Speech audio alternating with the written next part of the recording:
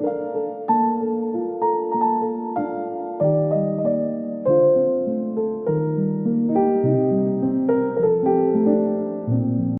को फ़ोन कर रही थी। इमामा ने उनकी तरफ देखे बगैर कहा।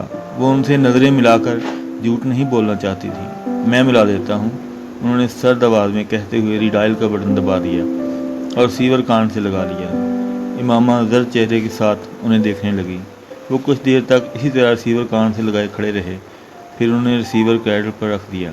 यकीनन दूसरी तरफ कॉल रिसीव नहीं की गई थी। दोस्त कौन सी है तुम्हारी जिसको तुम इस वक्त फ़ोन कर रही हो? उन्होंने दुरुस्त लहजे में इमामा से पूछा। ज़ैनब। फ़ोन की स्क्रीन पर ज़ैनब का नंबर था। वो नहीं चाहती थी कि हाशिम बीन को ज़ैनब पर किसी किस्म का शक हो और वो जलाल तक जा पहुँचें, इसलिए उन्होंने इस सवार पर जल्दी से उसका नाम बता दिया। किस लिए कर रही हो? मैं उसको जवेरिया तक एक पैगाम पहुँचाना चाहती हूँ, उसने तहम्मुल से कहा। तुम मुझे ये पैगाम दे दो, मैं जवेरिया तक पहुँचा दूँगा, बल्कि ज़ाती तौर पर खुद लाहौर जाकर हो आऊँगा। इमामा, मुझे साफ साफ बताओ, किसी और लड़के में इंटरेस्टेड हो तुम? उन्होंने किसी तमहीद के बगैर अचानक से पूछा। वो उन्हें कुछ देर तक देखती रही, फिर कहा, हाँ। हाशिम बिन दम बखुद रह गए। किसी और लड़के में इंटरेस्टेड हो? उन्होंने बेयकीनी से अपना जुमला दोहराया। इमामा ने फिर इस बात में सर हिला दिया। हाशिम बिन ने बेख्तियार के चेहरे पर थप्पड़ खींच मारा। मुझे इसी बात का अंदेशा था तुमसे, मुझे इसी बात का अंदेशा था। वो गुस्सा में तनतना से गए। इमामा गुमसुम अपने गाल पर हाथ रखे देख रही थी। ये पहला थप्पड़ था जो हाशिम बिन ने उसकी ज़िंदगी में उसे मारा था, और इमामा को यकीन नहीं आ रहा था कि यह थप्पड़ उसे मारा गया था। वो हाशिम बिन की सबसे लाडली बेटी थी, फिर भी उन्होंने उसके गालों पर आंसू बह निकले थे। असजद के अलावा तुम्हारी शादी किसी और से नहीं होने दूंगा। अगर तुम किसी और लड़के में इंटरेस्टेड भी हो तो भी उसे इस वक्त भूल जाओ। मैं कभी भी तुम्हारी कहीं और शादी नहीं होने दूंगा। अपने कमरे में चली जाओ, और दोबारा अगर तुम्हें मैंने फ़ोन के पास देखा तो तुम्हारी टांगें तोड़ दूंगा। उसी तरह गाल पर हाथ रखे मिकान के अंदाज में चलते हुए अपने कमरे में आ गई। अपने कमरे में आकर वो बच्चों की तरह फूट फूट कर रोने लगी। क्या बाबा मुझे इस बार मार सकते हैं? उसे यकीन नहीं आ रहा था। बहुत देर तक इसी तरह रोते रहने के बाद उसके आंसू खुद ब खुद खुश्क होने लगे। वो उठकर इज़राब के आलम में अपने कमरे की खिड़की की तरफ आ गई और खाली और जहनी के आलम में बंद खिड़कियों के शीशों से बाहर देखने लगी। नीचे उसके घर का लॉन नज़र आ रहा था। फिर लाशौरी तौर पर उसकी नज़र दूसरे घर पर पड़ी। वो सलार का घर था। उसका कमरा निचली मंजिल पर था। दूर से कुछ वाज़ेह नहीं हो रहा था। उसके बावजूद उसके घर में एक दफ़ा जाने के बाद उसकी लोकेशन और कमरे में फिरने और हुलिये और जिसामत से अंदाज़ा लगा सकती थी कि वो सालार के अलावा कोई और नहीं हो सकता था। उसके जहन में एक जमाका हुआ, हाँ, ये शख्स मेरी मदद कर सकता है। अगर मैं इसे सारी सूरत हाल बता दूं और इससे कहूं कि लाहौर जाकर जलाल से रब्ता करे तो मेरा मसला हल हो सकता है। इस पर रब्ता कैसे?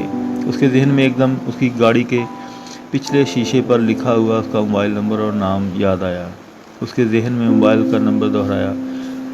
उसे कोई दिक्कत नहीं हुई। कागज़ का एक टुकड़ा लेकर उसने एहतियात के तौर पर उस नंबर को लिख लिया। 3 बजे के करीब वो आहिस्ता आहिस्ता एक बार फिर लॉन्च में आ गई। उसने वो नंबर डायल करना शुरू कर दिया। सालार नींद में अपने मोबाइल की बीप सुनी थी। जब लगातार मोबाइल बजता रहा तो उसने आंखें खोली और कदरे नागवारी के आलम में बेड साइड पर टेबल टंडोलते हुए मोबाइल उठाया। हेलो, मामा ने सालार की आवाज़ पहचान ली थी। वो फौरी तौर पर कुछ नहीं बोल सकी। हेलो, उसकी ख़ाबिदा आवाज़ सुनाई दी। सालार, उसने उसका नाम लिया। बोल रहा हूँ, उसने इसी ख़ाबिदा आवाज़ में कहा। मैं इमामा बोल रही हूँ। वो कहने वाला था, कौन इमामा? मैं किसी इमामा को नहीं जानता। मगर उसके दिमाग ने करंट की तरह उसे सिग्नल दिया। उसने बेख्तियार आंखें खोल दी। वो नाम के साथ की आवाज़ को भी पहचान चुका था। मैं वसीम की बहन बोल रही हूँ। उसकी खामोशी पर इमामा ने अपना तारुफ कराया। मैं पहचान चुका हूँ। सालार ने हाथ बढ़ाकर बेड साइड लैम्प को ऑन कर दिया। उसकी नींद गायब हो चुकी थी। टेबल पर पड़ी अपनी रेस्ट वॉच उठाकर देखा, घड़ी के 3 बज चुके थे। उसने कदरे बेयकीनी से होंठ सिकोड़ते हुए घड़ी को दोबारा टेबल पर रख दिया। दूसरी तरफ खामोशी थी। हेलो, सालार ने मुखातब किया। सालार, मुझे तुम्हारी मदद की ज़रूरत है। सालार के माथे पर कुछ बाल आए। मैंने एक बार तुम्हारी ज़िंदगी बचाई थी।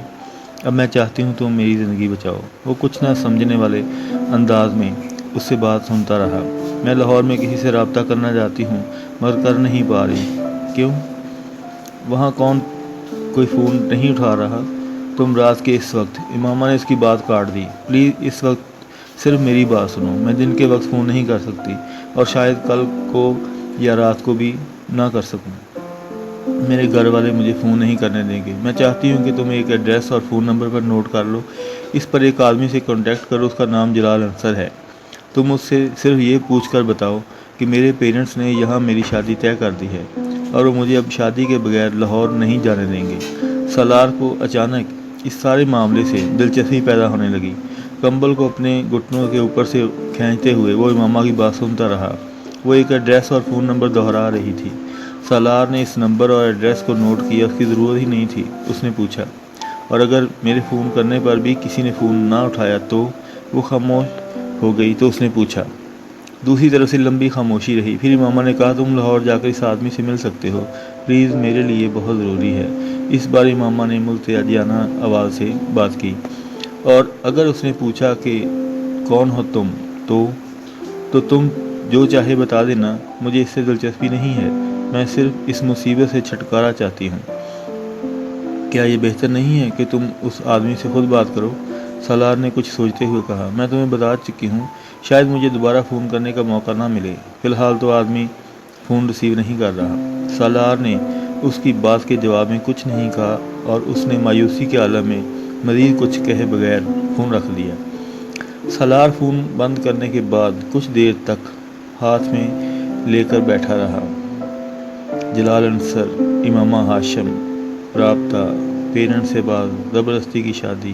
اس نے وہاں بیٹھے بیٹھے اس جگسا پزل کے ٹکڑوں کو جوڑنا شروع کر دیا۔ اس نے امامہ سے جلال کے بارے میں پوچھا نہیں تھا کہ اس سے امامہ کا تعلق کس طرح کا ہو سکتا تھا۔ وہ اپنی دانی ٹانگ ہلاتے ہوئے ان دونوں کے بارے میں سوچتا رہا۔ پھر یہ صورتحال خاصی دلچسپ محسوس ہو رہی تھی کہ امامہ جیسی لڑکی اس طرح کسی کے افیئر میں انوالو ہو سکتی ہے۔